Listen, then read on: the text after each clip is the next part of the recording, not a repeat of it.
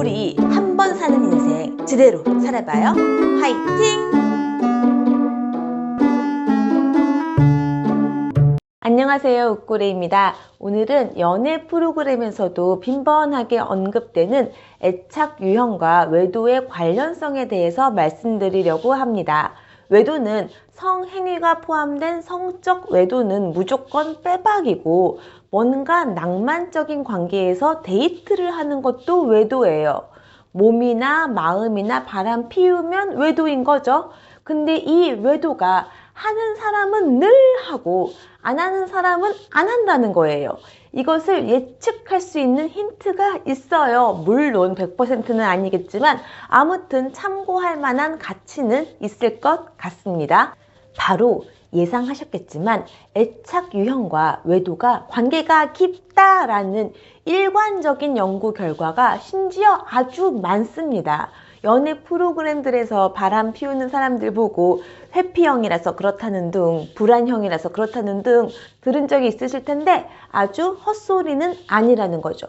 이게 MBTI처럼 무슨 외도 성격 유형인가 싶을 수도 있을 텐데 그런 거 아닙니다. 이건 성격 유형이 아니라 애착 유형이에요. MBTI처럼 선천적인 선호성이 아니고 100% 후천적으로 애착과 관련된 마음의 태도, 마음의 패턴이라고 볼 수 있습니다. 애착 유형을 먼저 알아보고 외도와 어떤 관련이 있는지 말씀드릴게요. 애착 유형을 분류하면 안정형, 불안형, 회피형, 혼란형 이렇게 4가지가 있어요. 안정형은 안정적인 관계를 경험하고 또 신뢰하는 유형이죠. 가장 좋죠.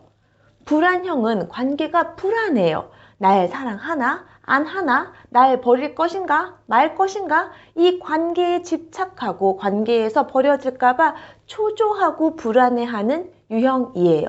회피형은 관계가 잘 안 생겨요. 왜 날 간섭하나? 귀찮게 하나? 짜증난다. 서로 즐기는 정도가 좋다. 나는 혼자가 편하다. 나한테 의지하지 않길 바라죠. 깊은 관계를 좀 피곤해하고 친밀한 관계를 거부하는 유형인 거죠. 마지막으로 혼란형은 불안형인데 회피형인 거예요. 속으로는 불안형으로 타인과 가까워지고는 싶은데 가까워지면 상처받을까봐 걱정이 돼서 겉으로는 회피형으로 회피해요. 속과 겉이 다르니까 혼란스럽겠죠. 지금 여러분은 누구나 이 4가지 유형 중에 하나에 속합니다. 혼란형은 불안형과 회피형을 왔다리 갔다리 하니까 연구하기에 구분하기가 좀 어려워서 불안형과 회피형으로만 구분해서 외도와의 관계를 설명해 볼게요.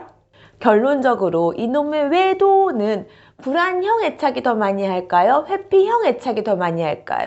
정답은 불안형 애착입니다. 회피형 애착은 오히려 외도에 관심이 없대요. 근데 도대체 왜? 이 이유를 알아야 앞으로 살아가는 인생의 관계에 적용할 수가 있으니까 이해하면서 들어볼게요. 우선 불안형은 애착 자체가 불안하게 형성이 된 거예요. 자기 생각에 현재 파트너와 애착이 불안하니까 버림받는 것에 대한 두려움이 크죠. 실제로 심각한 갈등 상황이나 큰 문제 상황이 아니라 아주 사소한 말다툼 상황이거나 물리적으로 좀 거리가 생기거나 연락이 좀 잘 안 닿는다거나 표정이 좀 안 좋다거나 뭔가 불편한 작은 맥락들도 너무 무서운 거예요. 그러니까 별로 무서워할 타이밍이 아닌데도 불안형의 심장에서는 삐용 위험하다. 너는 지금 버림받을 수도 있어. 라는 위험 신호가 세게 오죠. 그러니까 불안형은 예민하고 과도하게 반응을 할 수밖에 없어요. 이제 어떻게 해요? 이 과도한 반응을 잠재워야죠. 이게 바람, 외도의 시작이 될 수 있습니다. 관계에서 만족도가 떨어지면, 충족감이 떨어지면, 즉 결핍이 채워지지 않으면 하이에나처럼 다른 파트너를 찾아 나서는 거죠. 우선 불안형은 기본적으로 관계 욕구가 커요. 누구든 아주 찰싹 확실하게 친밀하게 붙어 있고 싶은 거죠. 그런데 본인이 인지하는 친밀도는 실제보다도 낮아요. 그러니까 늘 사랑에 굶주려 있고 더 많이 확인받고 싶죠. 결국 이 사람과의 관계가 아니라 본인의 불안감을 채워주는 사랑을 주는 이 관계 자체에 집착하는 거예요. 그래서 흔히들 여자 없으면 못 사는 남자, 남자 없이는 못 사는 여자라고 하죠. 그러니까 누구랑이든 지금 관계에서 뭔가 불안하다라는 알람이 울리면 관계에 집착하고 집착으로 이 친밀감이 충족되지 않을 때 텅 빈 공허감, 불안함을 달래려고 다른 관계에 보험을 드는 거예요. 이 남자가 또는 이 여자가 없어도 다른 파트너가 있어야 내가 버림받지 않을 것이라는 보험인 거죠. 이게 외도입니다. 반면에 회피형은 애착 형태가 회피적이에요. 가까워지는 게 불편한 거예요. 회피형은 일단 별로 소속되고 싶어 하지도 않고 자신에 대해서 다 알려주는 것도 불편하고 친밀한 관계보다는 좀 피상적인 관계, 거리감이 있어야 안심하기 때문에 친밀하고 알콩달콩 서로만의 세계에 푹 빠져서 헌신과 양보, 책임감을 동반하는 진지하고 신뢰하는 연인 관계는 애초에 형성되기가 어려워요. 왜냐하면 연인끼리 서로에 대해서 궁금해하는 것도 참견이나 간섭한다고 느끼고 친밀감을 보여주고 표현할 때는 집착한다고 느껴지고 자석의 같은 극처럼 이만큼 다가오면 이만큼 멀어지고 싶은 거죠.